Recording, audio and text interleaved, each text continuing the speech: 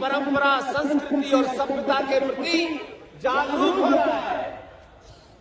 और जब जब सनातनी हिंदू अपने पूर्वजों को जान जाएगा, अपने इतिहास को, अपनी सभ्यता को जानेगा, तो सिर्फ राम मंदिर ही नहीं बनेगा।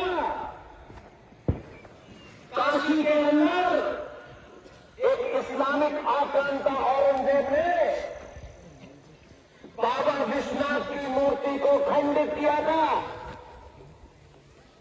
तब भी इसी महाराष्ट्र की धरती की बेटी जो इंदौर की रानी थी,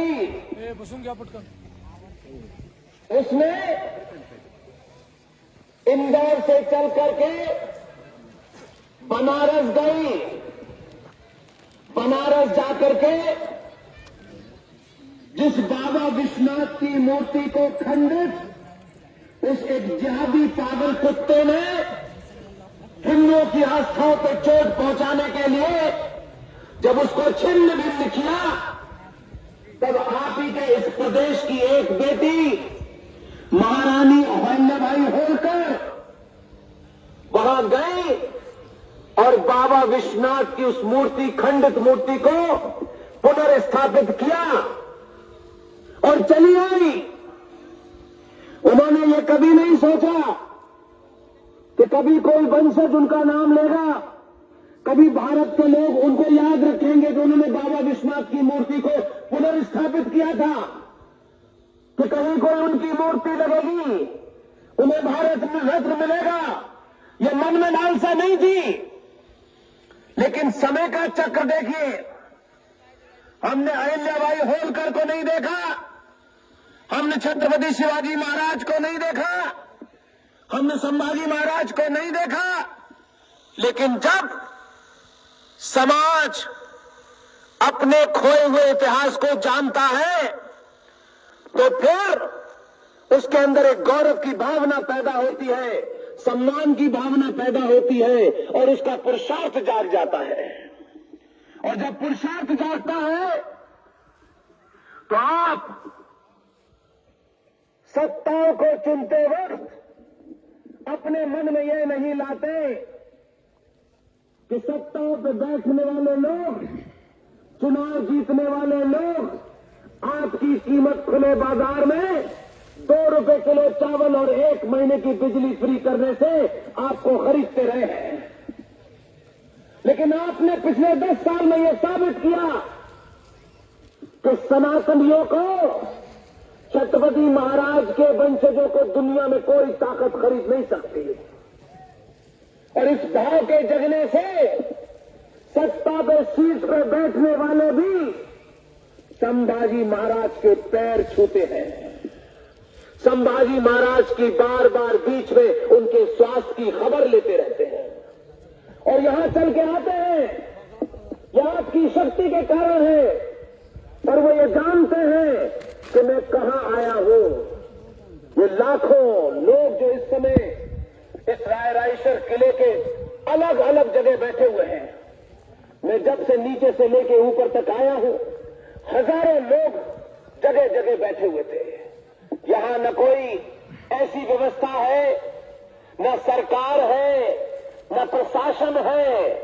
ये आपके अंदर शिवाजी महाराज का खून है कि आप यहां आए और इतनी 9 डिग्री टेम्परेचर में भी आप बैठे हुए हैं। इसलिए मैं मानता हूं कि जब सत्ताओं पे लोग बैठते हैं तो उनको याद रहता है कि सिर्फ सरकार चलाना उनका काम नहीं है। इसलिए हम जो बदलाव देख पा रहे हैं वो किसी एक के कारण नहीं हो रहा है।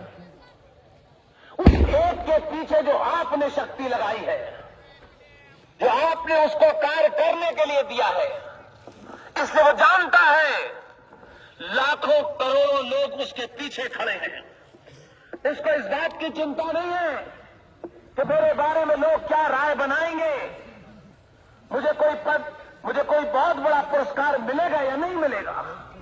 उसको एक ही धुन है कि इस भारत की खोई हुई शौर्य और शक्ति और संस्कृति और सभ्यता को पुनर्जीवित करना है। इसलिए उसी संविधान में बहुत सारी बातें लिखी हुई हैं, लेकिन आज उस संविधान में पेज नंबर 1 पर, ये हमारे किसी नेता पार्टी के लोगों ने नहीं बनाया, इस देश में हजारों हिंदू संगठन हैं,